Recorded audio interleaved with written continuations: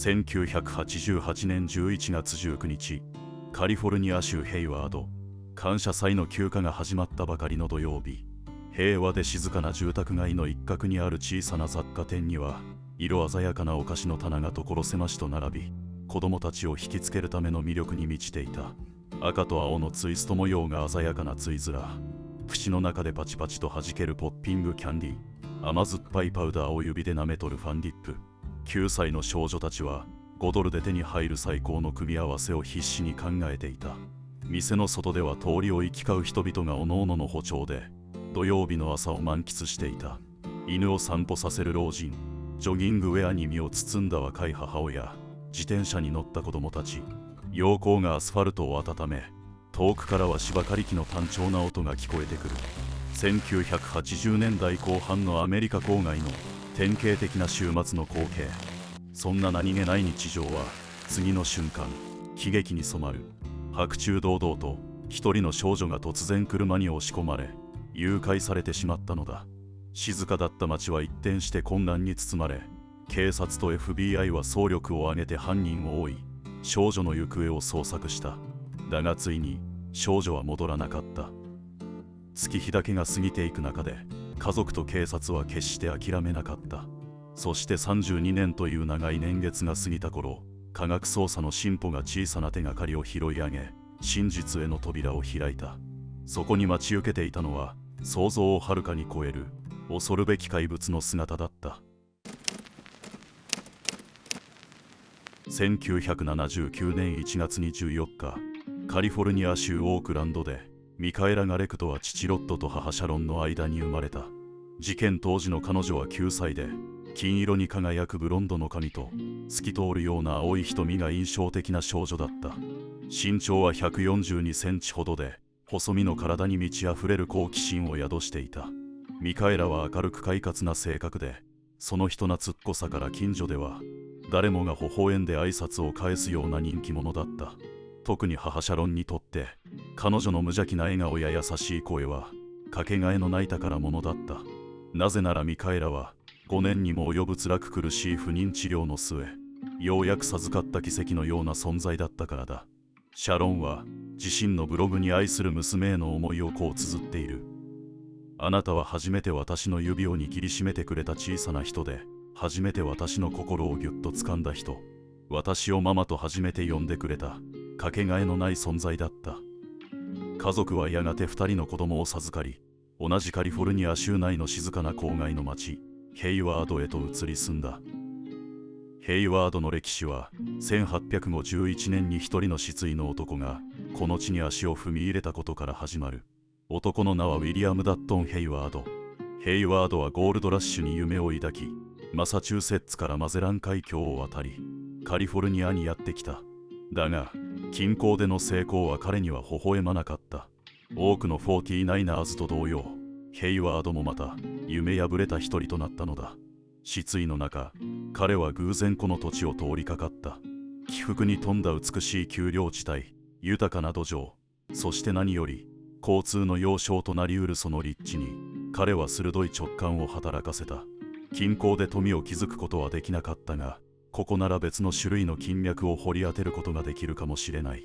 1852年、ヘイワードはメキシコ人の地主カストロから約40エーカーの土地を購入し、小さな雑貨店を開いた。やがて彼はそのそばに宿泊施設を建て、それは彼の名を冠したヘイワーズホテルとして知られるようになった。このホテルはオークランドからサンノゼへ向かう駅馬車の重要な中継点となり、いつしか周囲の地域もヘイワーズと呼ばれるようになっていった。1876年にヘイワーズは正式な町となり、後に S が外れ、ヘイワードとして定着した。時が経ち、町は成長した。1988年、ヘイワードの人口は約11万人。90年もの長きにわたり、缶詰の町と呼ばれた黄金時代は、ハントブラザーズ工場の閉鎖とともに終わり、夏の収穫期になると街中に漂っていたトマトソースの甘酸っぱい香り、工場の汽笛が響く活気ある工業都市の面影は、もはや記憶の中にしか残っていない。代わりにこの街は、サンフランシスコやオークランドといったベイエリア都市部のベッドタウンとして全く新しい顔を見せ始めていた。バートの開通により通勤は格段に便利になり、ウィリアム・ヘイワードが夢見た交通の要衝は彼の想像をはるかに超える規模で実現していたのだ。家族の新しい住まいは穏やかな緑が広がり、子供たちが安心して遊べるような静かなエリアだった。だが両親はそれでも決してミカエラを一人で外出させることはなかった。彼女をどんな小さな危険からも守りたかったのだ。事件のわずか1週間前、ミカエラはある不気味な詩を書き、母親に見せたという。11月12日の早朝5時30分、シャロンは娘が一人、コーヒーテーブルのそばに佇んでいる姿を目にした。ミカエラは静かに母を見上げ、問いかけた。ママ、詩を書いたの、読んでくれる？その詩はこんな内容だった。鋼鉄のドアを人々が叩く。人々は叩き、人々はひざまずく。現実ではないことを考える。鋼鉄のドアの外で人々は歩き、人々は知る。そのドアの外で人々は知る。人々はあなたが言うかもしれないと思う。人々は自分たちもまたそうかもしれないと思う。あなたが持つ自信が彼らには欠けている。それは現実だと思う。あなたが見る夢、彼らが感じる夢。ミカエラはシャロンに屋根裏から聞こえた物音で目を覚ましたのだと説明した。彼女はその音を誘拐された人々が屋根裏部屋に監禁されている音だと言った。さらに彼女は映画ピーナッツバターソリューションを引き合いに出し、狂った芸術家が人を誘拐して監禁する物語を挙げてこう付け加えた。殺された人ではないの。誘拐されてずっと監禁されている人たちのことよ。9歳という幼い年齢にしてはあまりにも成熟し、そして暗示的な内容。彼女は後にそれがミカエラ自身が感じ取った予感だったのかもしれないと思わざるを得なかった。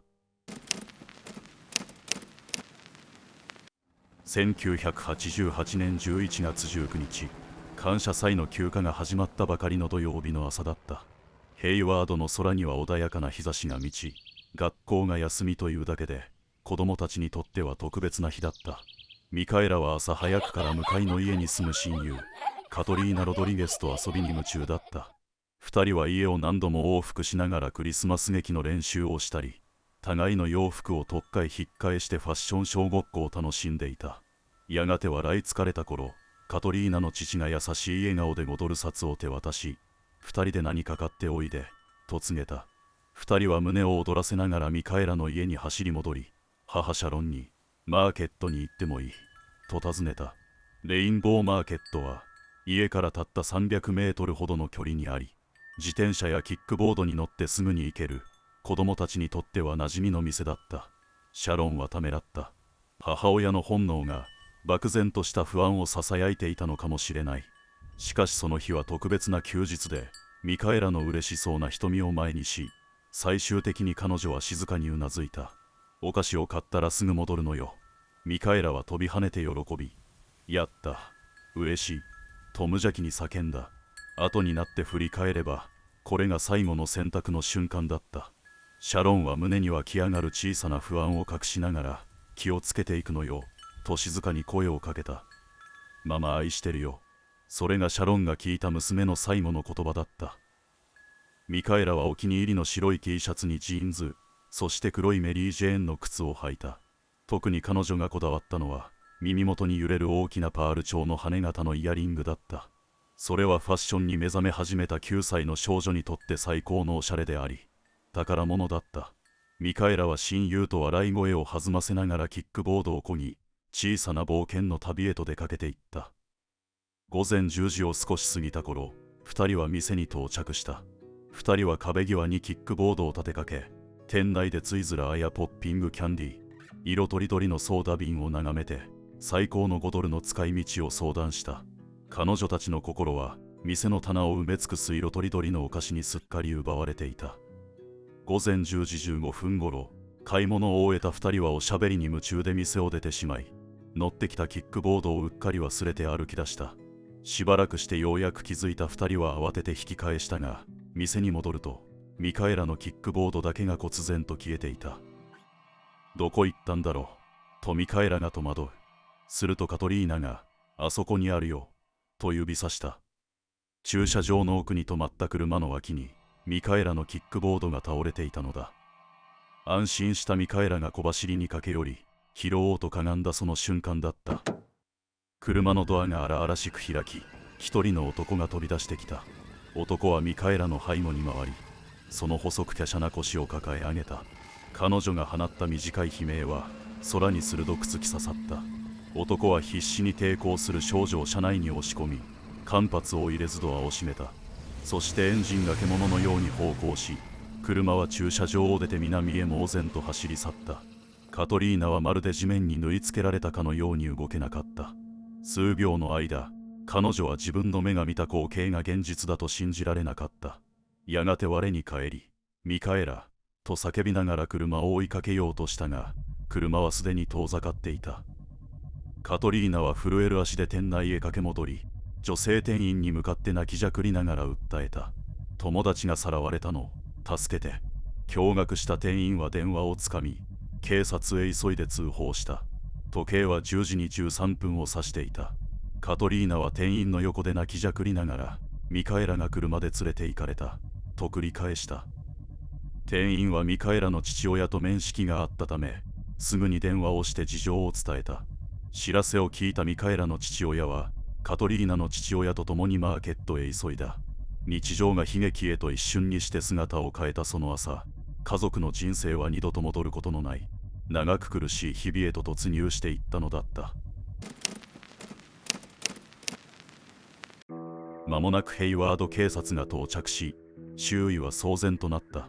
事件現場となった雑貨店の駐車場には、黄色い規制線が巨大な蜘蛛の巣のように張り巡らされ、捜査官たちが残された物証を集め始めた。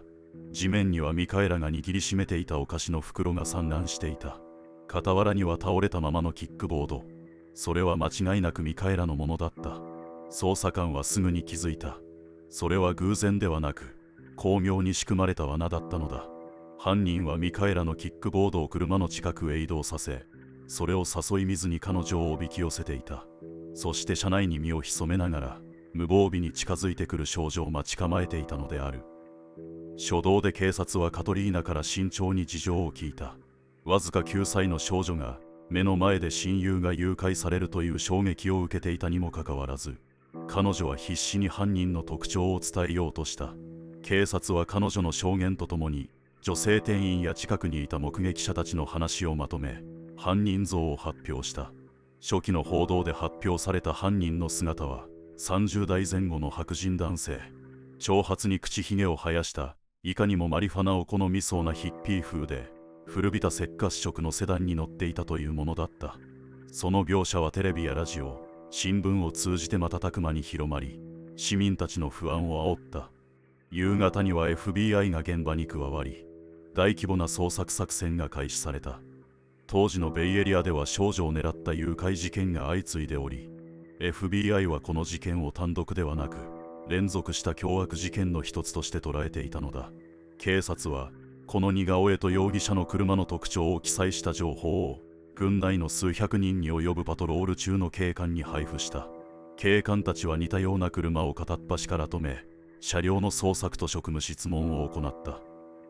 しかし事件から2日経った頃、この犯人像が完全に誤っていることが明らかになる。実は最初に犯人の特徴を提供した店員は無関係な別の駐車場利用客を見て誤って証言をしてしまっていたのだ。この初期の誤った情報は初動捜査を混乱させ、貴重な最初の48時間を無駄に費やす結果となった。カトリーナを含む3人の目撃者が見た犯人の姿は初期の人物像とは全く異なるものだった。犯人は20代前半の若い白人男性で、身長約183センチの痩せ型、汚れたブロンドの長髪に青い目を持ち、顔面にはひどいニキビの跡かアバタが目立っていた。使用された車は古いアメリカ製の大型セダンで、クリーム色もしくは黄土色がかったゴールド。車体にはセメントのしぶきが付着し、フロントバンパーには明らかな損傷があったという。この混乱した状況を地元記者のデニス・オリバーは鋭く批判した。通報直後から情報が正確に伝わっておらず、初動で犯人像を誤ってしまった。この子を救う最も貴重な時間を間違った人物を追うことで失ってしまった。事件から1週間後、地元 NFL チームであるサンフランシスコ 49ers のスター選手、ジョー・モンタナがテレビ CM に出演し、誘拐犯に直接ミカエラを返してくれと異例のメッセージを送るほど、この事件は社会的な関心を高めていた。メディアもこぞってこの事件を大きく報じた。人々はミカエラの無事を願い、警察には大量の情報提供が寄せられた。その数は初年度だけで5000件を超えたという。事件現場に残されたキックボードからは複数の指紋が採取された。ミカエラやカトリーナのものとは異なる第三者、つまり犯人のものと思われる指紋だった。だが当時の指紋照合技術は原始的で、データベースも十分に整備されていなかった。捜査官たちは膨大な指紋カードを一枚一枚手作業で確認していくという地道で骨の折れる作業を続けたが、結局犯人の指紋と一致する記録を見つけることはできなかった。母シャロンはあの日からずっと自分を責め続けていた。なぜマーケットに行く許可を与えてしまったのか。1週間前、ミカエラが書いた不吉な詩とあの朝感じた胸騒ぎを何度も思い返し、その感覚がただの気のせいではなかったと悔やんだ。1990年代を通じて警察の前には何人もの容疑者候補が現れては消えていった。その筆頭に挙げられるのが当時リッチモンドに住んでいたティム・ビンドナーという男だ。事件当時40歳前後だったビンドナーはミカエラの事件直後に自ら積極的に家族へ接近し、熱心に捜索ボランティアを買って出たという。さらに警察の調べでは事件当日の朝に彼がヘイワード付近にいたことも確認されている。不自然なまでに事件に関与しようとする態度に不審を抱いた捜査当局は彼を重要参考人としてマークし始めた。ビンドナーという人物は1980年代から90年代にかけベイエリアで発生した複数の少女失踪事件に奇妙な関わりを見せていた。1983年、5歳の少女アンジェラ・ブガイが誘拐殺害された事件では、彼女の墓地を年間90回以上も訪れ、墓石にキスをしたり、性的行為を模した不気味な振る舞いを繰り返したことが FBI によって記録されている。また、1988年6月に行方不明となった7歳のアンバー・スワーツ・ガルシアの母親にも接近、墓参りの付き添いや精神的サポートを申し出るなど、積極的に関係を深めていた。警察はアンバーの母親に内密な協力を依頼し、ビンドナーと良好な関係を維持させながら、密かに彼を監視し続けた。しかし彼がこれらの誘拐事件に直接関与しているという決定的な証拠はつかめなかった。その後も、1989年のアイリーン・ミスロフ事件で捜索に加わり、1991年のアマンダ・ニッキー・キャンベル事件では、警察犬がビンドナーの車からニッキーの血液反応を示したこともあったが、本人は無実を主張し続けた。彼に対して数件の事情聴取と家宅捜索が行われたが、現在に至るまで彼の起訴は行われていない。逆に1997年には自分を名指しで疑った警察を名誉毀損で訴え、9万ドルの賠償金を勝ち取る事態にまで発展している。1992年には、インディアナ州の刑務所に収監されていたロジャー・ハガードという囚人が突如として事件に言及した。自分と友人で一緒にミカエラの遺体を埋めた。彼はそう証言した。警察はハガードを急遽インディアナからカリフォルニアに移送し、指示した場所を8時間以上にわたり掘り返した。現場には母シャロンも駆けつけ作業を見守ったが、結果的に何一つ証拠は出てこなかった。問い詰められたハガードは全てが作り話だったと白状した。彼はミカエラの家族に心の平安を与えたかったと主張したが、司法妨害と虚偽陳述で追加6年半の刑と6000ドルの賠償を命じられた。愛する娘を案ずる家族の気持ちさえも手遊ぶ悪質な嘘に、社会からは怒りの声が上がった。さらに2012年には、別件で服役中の連続殺人犯ウェズリー・シャーマン隊員が、突然、相棒だったローレン・ハーツォグが、ミカエラをさらって殺したと主張し始めた。2人は1980年代から90年代にかけて、メタンフェタミンを大量に摂取しながら、少女や若い女性を狙った誘拐暴行殺害を繰り返していた、凶悪な連続殺人犯であり、覚醒剤中毒殺人者、スピードフリークキラーズという悪名で知られていた。シャーマン隊員は獄中から新聞社に宛てた手紙の中でこう記した。ハーツォムの親族がヘイワード近郊に住んでいたし、事件当時の似顔絵が彼によく似ている。実際に事件の目撃者であるカトリーナもハーツォムの写真を見て犯人に似ていると感じたという。捜査当局は半信半疑ながらもシャーマン隊員が示した場所を掘り返した。するとその井戸から数人分の人骨が発見された。その中にはミカエラのものと思われる骨もあると報道がされた。しかし DNA 鑑定の結果、結局それらは彼女のものではないと判明した。なお、現在までに彼らの被害者として4人が特定されているが、実際の被害者は最大72人に及ぶ可能性があると推測されている。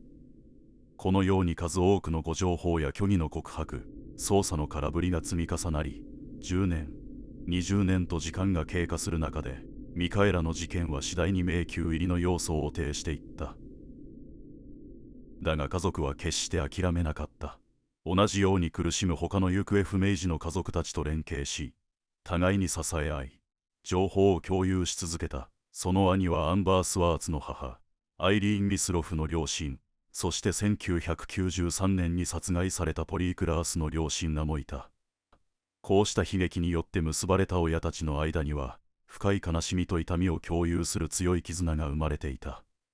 節目ごとにメディアがこの事件を取り上げる中、事件から21年後の2009年9月、カトリーナが初めてインタビューに応じた。彼女は長年抱えてきたという生存者の罪悪感と苦悩を語った。私の心からの願いは、彼女がどこかで生きていて、再び会えることです。一方、警察はメディアを通じて、この事件はコールドケースではない、捜査は続いている、と訴え続けた。だが現実には、事件は何も進展を見せないまま、時間だけが無情に過ぎていった。転機が訪れたのは2010年代後半のことだった。このチャンネルをご覧の皆様には説明の必要もないと思うが、この時期、アメリカでは科学捜査技術が劇的な進化を遂げ、DNA 鑑定や遺伝子系譜学による捜査が次々と未解決事件を解き明かしていた。科学技術の進歩により、これまで分析不可能と思われていた証拠の断片が光を放ち始めたのだ。それは指紋の照合技術や掌紋分析においても同様だった。2018年、ヘイワード警察はミカエラ・ガレクト誘拐事件を再捜査することを決定した。特に注目されたのは、あの日、犯人が握ったと思われるキックボードに残された指紋と掌紋だった。30年前には不鮮明で無価値だった小さな痕跡が、最新のデジタル技術と科学処理によって、新たに何かを語るかもしれなかった。捜査官たちは、長い眠りについていたキックボードを証拠保管庫の暗闇から取り出し、指紋と掌紋を再採集、データ化し、新たに整備された全米犯罪者指紋データベースとの照合を開始した。だが、運命というものは、奇妙な巡り合わせを好む。予想もしなかった別の事件が、ミカエラの事件と交錯することになる。それは同じアラメダ郡のフリーモント市警察が捜査を進めていた、1986年に発生した残虐な未解決殺人事件だった。この事件は、18歳のミシェル・ザビエルと20歳のジェニファー・デューイという親友同士が殺害され、裸のまま打ち捨てられるというものだった。その再捜査で、ジェニファーの爪の下から採取された DNA が、別の事件ですでに獄中にいたある男の DNA と一致したのだ。男の名は、デイビッド・エメリー・ミッシュ。フリーモントの捜査官たちは直感的に確信した。もしこの男が1986年に若い女性を無残に殺害しているならば、2年後の1988年にも少女を誘拐したとして、何ら不思議はない。2019年頃、フリーモント警察はヘイワード警察に向けて、このミッシュという男を注視するよう伝えた。ヘイワード警察の捜査官たちはその助言を受けて、指紋照合リストにミッシュの名を加え、結果を待った。そして、驚くべきことが起きた。あの日、誘拐犯がキックボードに残した指紋と掌紋は、デイビッド・ミッシュのそれと完全に一致したのだ。ついにたどり着いたかもしれない。捜査官たちは息を飲み、互いの顔を見合わせた。長く続いた暗闇の向こう側に、ついに具体的な名前が浮かび上がった。すぐに FBI が協力を申し出、ヘイワード警察と共に裏付け捜査が始まった。また改めて事件当日の目撃者たちへの証言確認とミッシュの身体的特徴との比較も実施された。ミッシュは白人男性で、肩まで伸びたブロンドの長髪と青い目を持ち、当時27歳。事件直後に報告された犯人像である20代前半と若干年齢に差はあったが、実際の外見はかなり近く、身長183センチの細身の体格という特徴も目撃者の証言と極めてよく合致していた。事件の目撃者に新たな写真ラインナップを示すと、彼らは次々にミッシュの写真を指し、確かにこの男を見たと断言した。この新たな証言により、指紋の照合だけでなく、目撃証言の面からもミッシュが犯人である可能性はさらに高まった。そして事件から32年後、2020年12月21日、ヘイワード警察とアラメダ郡地方検察局は公式に記者会見を開き、ついにミカエラ・ガレクと誘拐事件に重大な進展があったことを公表した。Thank you everyone for coming today.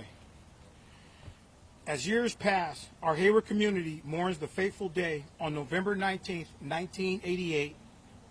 There have been many days that have gone by with no seeming sense of progress or resolution in the case of 9-year-old Michaela Garrett, kidnapped here in Hayward. This is not just another one of those days. Today is about family, community, and healing. We can announce that 59-year-old David Mish has been charged with the murder of Michaela Garrett. He is in custody at Santa Rita Jail, here in Alameda County. The disappearance of Michaela Garrett is a tragic story that has gripped the Bay Area for decades. The original investigators who worked tirelessly on this case have been since retired. We are pleased to have one of them with us here today, and that's retired Lieutenant Ken Gross. Where's Ken? Ken, right over here to my right. They passed the torch to new investigators, and they never stopped looking for the person responsible for Michaela's abduction.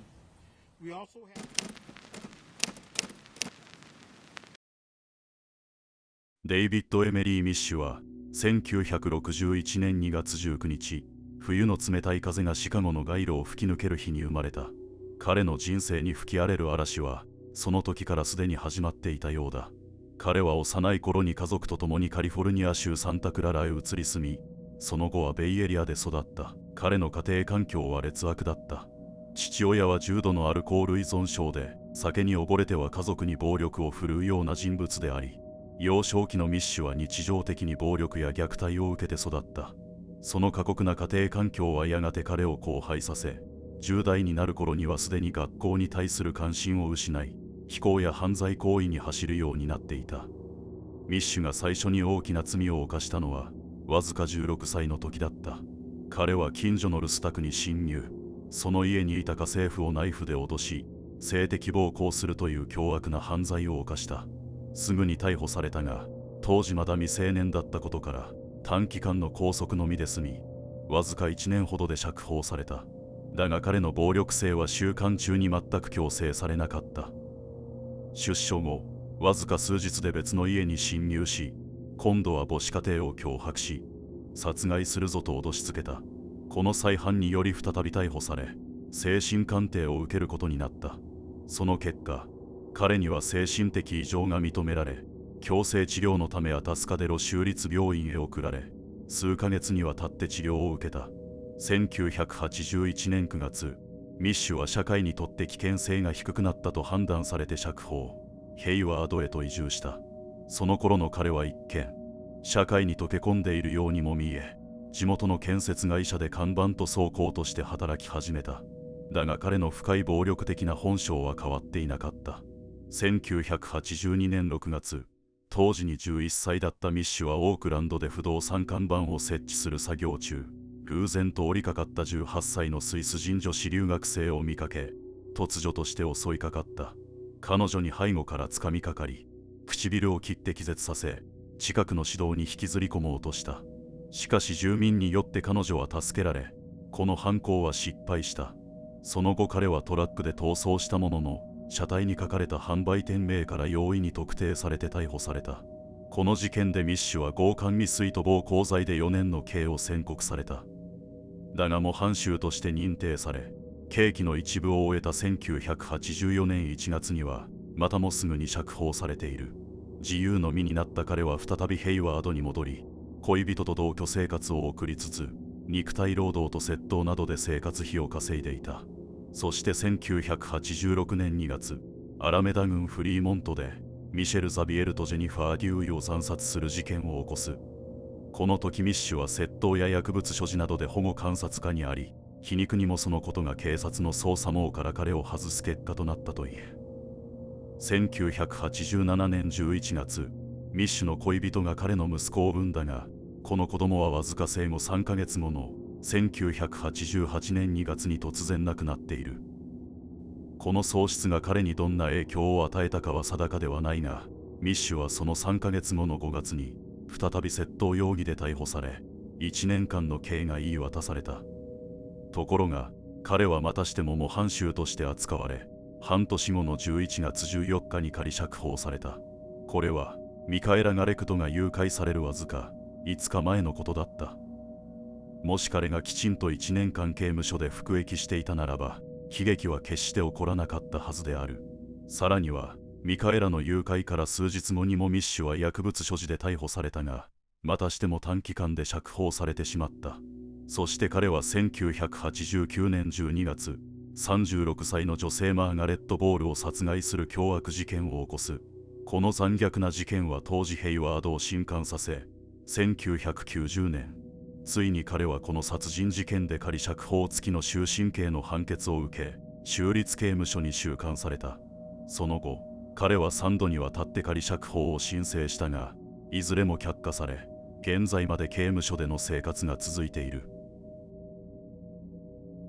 警察の捜査によって、ミカエラが誘拐された1988年11月19日、ミッシュがヘイワードにいたことが裏付けられている。その日は亡くなった息子の誕生日であり、彼は息子の眠る墓地を訪れていた。くしくもその墓地は、誘拐事件が起きたレインボーマーケットの真向かいに位置しており、道路を挟んですぐの距離だった。つまりミッシュは墓参りの帰りに雑貨店の駐車場を通りかかり、偶然見かけたミカエラを標的に、衝動的な犯行に及んだ可能性が高い。息子を失った悲しみを抱えた男が、その帰り道に他人の愛する子供を奪う。その行動は理解を超えているが、少なくともこの事実関係は、ミッシュが犯行現場近くに居合わせた合理的理由を示している。ついにデイビッド・エメリー・ミッシュという容疑者にたどり着いたことで、30年以上にわたり未解決だったミカエラ・ガレクト誘拐事件は、いよいよ司法の場で真相が問われることとなった。だがこの裁判は、アラメダ郡検察局の内部で繰り広げられる政治的な駆け引きと、司法理念をめぐる争いによって翻弄されることになってしまった。2020年12月21日、アラメダ郡の地方検察官ナンシー・オマリーは記者会見を開き、ミッシュをミカエラ誘拐殺害事件で正式に起訴したことを公表した。検察は単なる殺人罪にとどまらず、誘拐に伴う殺人と、過去の有罪判決後の殺人という重い特別状況を適用。これにより、ミッシュには死刑か仮釈放なしの終身刑が課される可能性が示唆された。だが司法の舵取りは、思わぬ方向へと変わる。2023年1月3日、アラメダ郡地方検察局のトップに、史上初の黒人女性であるパメラ・プライスが就任したからだ。司法改革を旗印に掲げる彼女は、死刑や仮釈放なしの終身刑を廃止することを選挙公約としていた。そして就任からわずか1週間で、過去の事件すべてに適用された特別状況を撤回した。この突然の政策転換により、ミッシュに課される刑罰として、死刑や仮釈放なしの終身刑が課される可能性は消滅。上限刑は、仮釈放付きの終身刑という、制限されたものになった。プライスの掲げる特別指令2301という司法理念は、あらゆる犯罪者に最も重い刑罰を課すことが、必ずしも正義ではないとするもので、公正と再犯防止を強調するものだった。この方針転換は、被害者家族や司法関係者らの猛反発を招いた。1993年に殺害され、アンバーアラートのきっかけとなった少女ポリー・クラスの父マーク・クラスはこの決定を完全な裏切りと強く非難した。1986年のフリーモントの殺人事件を担当した元警部補も怒りをあらわに思考を語った。もし誰かが最大限の罰に値するとすれば、それはデイビッド・ミッシュだ。元検事で法律アナリストのマイケル・カルドーザはこう批判した。初めから刑罰の選択肢を狭めるのは愚かだ。被害者の遺体が見つかっていない事件では、死刑を含む重刑を交渉カードにして真相解明を図ることも可能だった。実際、アメリカの司法現場では、犯人に遺体の所在を明かす交渉材料として、死刑回避の選択肢が用いられることも珍しくはない。2023年1月に始まった予備審問は約2ヶ月続き、数十年前の記憶や証拠を掘り起こす作業となった。裁判を傍聴した者はそれを封印された殺人ミステリーを掘り起こすようなものだったと表現した。ポール・デルッキ判事のもと、数多くの証人が次々に証言台に立ち、当時の記憶を呼び覚まして証言を行った。中でも印象的だったのはカトリーナ・ロドリゲスの証言だった。彼女は証言台で震えながらこう語った。その目の鋭さや形があの日の記憶として鮮烈に残っています。彼の目は誘拐犯の目を思い出させるのです。2024年10月21日、ダブリンのイースト郡司法庁舎で1986年のミシェル・ザビエルとジェニファー・デューイ殺害事件の裁判が開廷した。弁護人カスティージョは当初、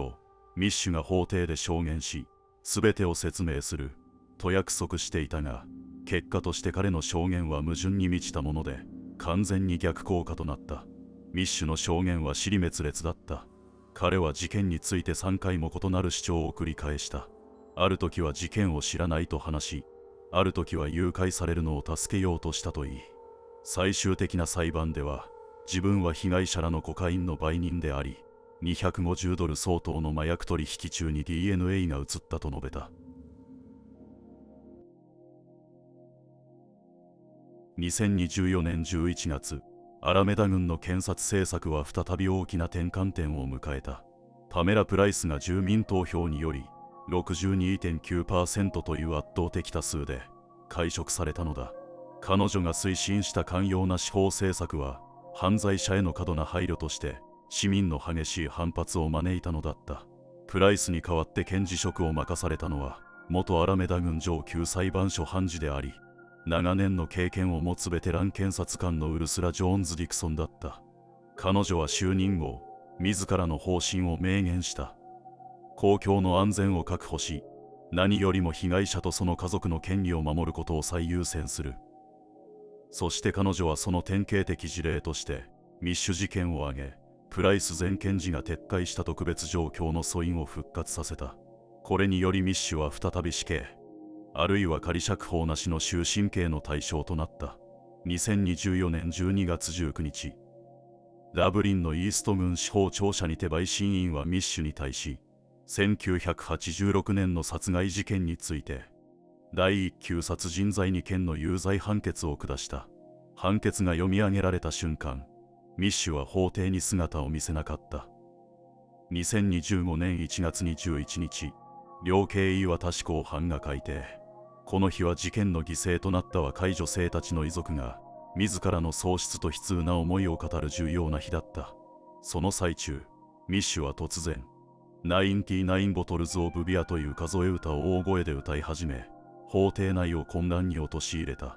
裁判長の命令で彼は即座に勾留室へ移送されたが、彼はその後も口笛を吹き続けた。最終的にミッシュには25年から終身刑までの刑が連続で2回宣告された。この判決により、1989年のマーガレット・ボール殺害事件で無期懲役刑を受け服役中の彼は、その刑期終了後にさらに最低でも50年間の服役義務を課されることになった。すでに63歳となっている彼にとって、これは事実上、残りの生涯を刑務所の壁の中で終えることを意味する。残るミカエラ・ガレクトの誘拐殺人事件の公判日程は、2025年現時点で未定のままとなっている。この裁判は被害者の遺体が存在しない遺体なき殺人事案であり、検察側は物理的証拠なしに死亡そのものを立証しなければならない。検察側は明確にミカエラは殺害されたと断定して起訴を進めているが、弁護側のカスティージョは強く反論し、別の事件で有罪になったからといってこの事件まで有罪と決めつけるのは司法の公正を欠くと主張している。さらにカスティージョはミカエラが新しい身分を得てどこかで生きている可能性すら示唆してみせた。これに対してデルッキ判事は、その主張は9歳の少女に対しては到底現実的ではないと退けている。また弁護側は検察の決定的証拠である指紋鑑定そのものにも疑問を投げかけている。カスティージョは指紋鑑定はジャンクサイエンス、いわゆる疑似科学であり、十分な科学的検証がなされていないと批判している。この主張は2009年に発表された全米科学アカデミーの報告書に基づくもので、近年指紋分析の科学的妥当性に対して広がっている懐疑的な見解に沿ったものである。とはいえ、歴史的に見ればアメリカにおいて遺体なき殺人事件の裁判が有罪判決に至る確率は実に 86% という統計がある。検察側がこの困難を乗り越え、ミカエラ事件において有罪を勝ち取ることができるかどうかは事件の完全解決への最後の重要な鍵となるだろう。ミカエラ・ガレクと誘拐殺人事件はアメリカの刑事司法制度が抱える深刻な問題を浮き彫りにした事件でもある。デイビッド・ミッシュは若年時から凶悪な性犯罪や暴力犯罪を犯していながら、その都度短期間で釈放されていた。打足かもしれないが一つ、これには当時の刑務所の過剰収容問題や更生プログラムを重視した政策の影響があったと考える。1970年代後半から1980年代のアメリカでは犯罪率の急上昇により刑務所が著しい過密状態にあった。とりわけカリフォルニア州では深刻な社会問題となっていた。この状況を緩和するため、州政府は囚人の刑期を短縮したり、仮釈放や保護観察制度を頻繁に適用することがあった。また、当時主流な考え方は、犯罪者は刑務所に閉じ込めるよりも、社会の中で更生プログラムを通じて再教育すべきだというリハビリテーション思想だった。この理念は人道的なものではあったが、一方で個々の囚人の心理や背景を深く評価する体制が十分でなく、結果としてミッシュのような暴力性が強く構成困難な凶悪犯を早期に社会へ戻してしまう事態を招いてしまった。もし当時の司法制度が十分に機能し、彼が与えられた刑期を全うしていれば、1988年11月に彼がヘイワードの街を自由に歩くことはなかっただろう。司法制度は少女の命を守ることができなかった。この事件はまさしく制度のほころびが生んだ悲劇に他ならない。現在のカリフォルニア州ではこうした過去の過ちへの反動として3ストライク法をはじめ、犯罪者への厳罰化傾向が顕著となっている。司法制度は過去の失敗から教訓を学びつつあるが、それはミカエラや他の被害者たちにとってあまりにも遅すぎる対応だったと言えるだろう。1988年11月19日、ミカエラ・ガレクトが一瞬のうちにその姿を奪われたあの日から、家族の人生は大きく狂い始めた。特に母親であるシャロンにとって、それは長く、出口の見えない闇を歩み続ける道のりの始まりだった。最愛の娘の安否を案じる母親の苦悩は計り知れず、シャロンは事件直後、悲嘆に暮れながらも絶対に娘を見つけ出すと強い決意を胸に刻んだ。彼女は一人娘の無事を信じ、どんな小さな情報にも耳を傾け、時には霊能者にすがることさえあったといえ。シャロンは1990年代に入り、自らの苦しみを手記に書き始めた。それはやがてインターネット上のブログ、ディア・ミカエラへと形を変えた。彼女は繰り返し呼びかけた。ミカエラ、あなたがどこにいてもいい。どうか無事だと知らせてほしい。私はいつだってあなたの帰りを待っている。どんな形でも娘に思いが届くように。それがシャロンの長年の願いだった。やがてブログは同じ境遇を抱える家族や支援者が集う場となった。シャロンは自分が体験した悲劇と喪失の記憶が同じ境遇にある他の家族にとっての道しるべになることを願っていた。ミカエラの誘拐の後、私の人生のすべての目的は山の頂上に立ち、腕を空に上げてもし私にできるならあなたにもできると叫ぶことかもしれないと思いました。そして正直に言うと、その道のりで多くのことを学びました。あなたが登った山々の物語を語ってください。あなたの言葉が誰か他の人のサバイバルガイドの1ページになるかもしれません。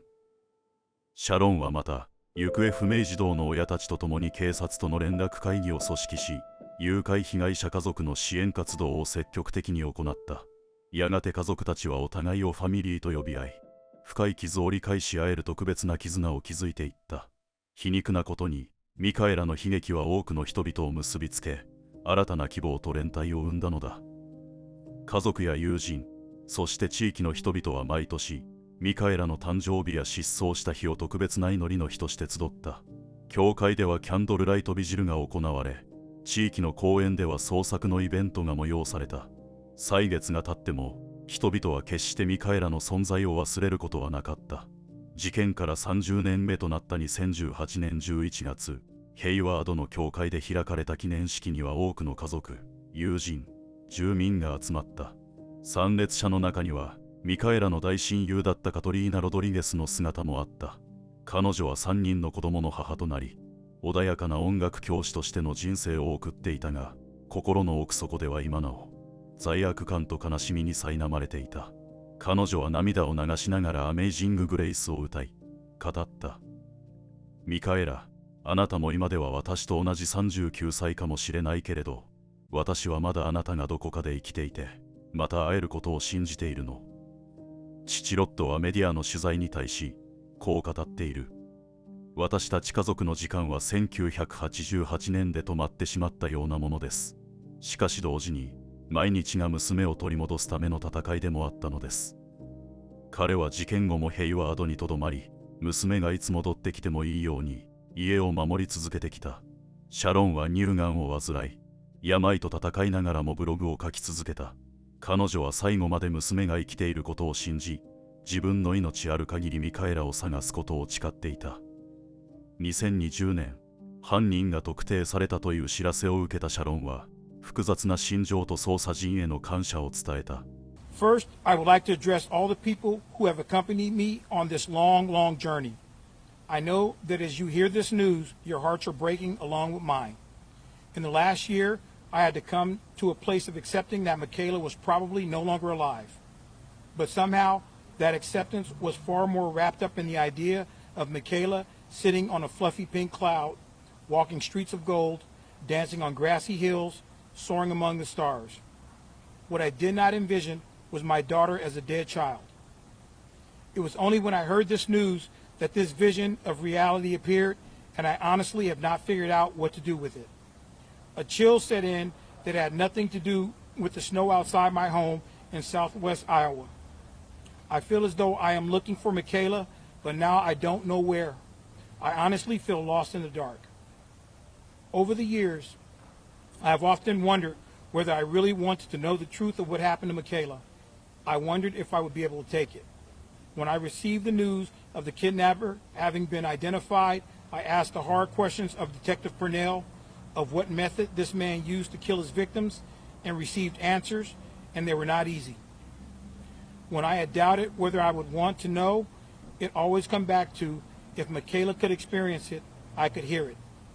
Because it's not about me. It's never been about me, about my feelings. It has always been about Michaela. What I have been through is nothing. What I feel is not important. It is only about Michaela. The thoughts of her fear, her pain, her grief are overwhelming. Yet as I told our detective, I am glad that the kidnapper has been identified. I am glad that there are answers. I am glad that this man will never be able to hurt anyone else. I also want to thank all the men and women of the Hayward Police Department who have worked so hard on Michaela's case for all these years, and those who have propped me up in some of the hardest parts. I was disappointed when those who worked on the case at the time of the Garrido investigation rotated out or retired. But when Detective Robert Purnell took over the case, each of them assured me that I would not ask for a better investigator. It seems they were right. Never would I have thought that this case would be solved after 32 years. Nor was it solved by a witness providing information. It was solved by painstaking police work, My thanks also to the Fremont Police Department for remembering Michaela and bringing Hayward into their own case.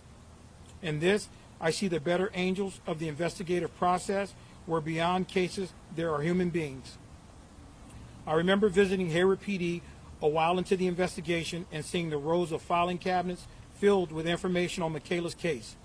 Every drawer was marked, not with a case number, but with a photograph of a little girl, my little girl. So thank you all for your love, a love that has endured decades for Michaela. I ask that you please don't forget her now. She is no longer a case, but she is what she's always been, and that is a bright and shining light. And in her absence from this earth, it is up to us to find a way to carry her light forward. Thank you all for attending today. 2022年5月、シャロンは65歳でこの世を去った。32年もの間、娘への強い愛情と悲しみを抱え続けた母親の人生は静かに幕を閉じた。だが彼女はその前に娘の運命を奪った犯人の名前を知った。その男が1990年からずっと刑務所に閉じ込められていたことも知った。この事実はシャロンにとって最後の小さな救いになったかもしれない。今頃母と娘は32年ぶりの再会を果たしているだろう。そこには苦痛も恐怖もなく、ただ安らかな永遠が広がっている。かつてシャロンの指を最初に握り、心をぎゅっと掴んだ。あの愛しい小さな手は、今は再び母の手をしっかりと握りしめ、二度と離れることはないはずだ。彼女はブログにこんな一文を残した。永遠にあなたを愛しています。愛しい子よ。ゆっくり休んでください。私にはここでまだやることがありますが、そう遠くない将来にあなたに会えるでしょう。ママより。最後までご視聴いただき、本当にありがとうございました。この動画を制作している最中に、くしくも同じカリフォルニアが生んだビーチボーイズのリーダーであり、アメリカンポップスの天才と称されたブライアン・ウィルソン氏の訃報が届きました。明るく美しいメロディーの裏で、彼自身は一日中聞こえる幻聴や重度のうつ病など深い精神的苦悩を抱えていました。同じように輝く太陽や豊かな文化に恵まれたカリフォルニアの表層の下にも、今回取り上げた事件のような深い影が存在しています。彼の音楽が痛みを美しさに昇華させたように、物語を紡ぐこともまた闇を光に変える力を持っていることを信じて、ブライアン・ウィルソン氏へ心からの感謝と愛と思いを捧げます。もしこの動画が興味深く、心を動かされたと感じていただけたなら、ぜひ高評価ボタンをお願いいたします。まだチャンネル登録をしていないという方は、この機会にぜひチャンネル登録をお願いいたします。皆様のいいねとチャンネル登録は、このチャンネルが一つでも多く動画を制作する力となります。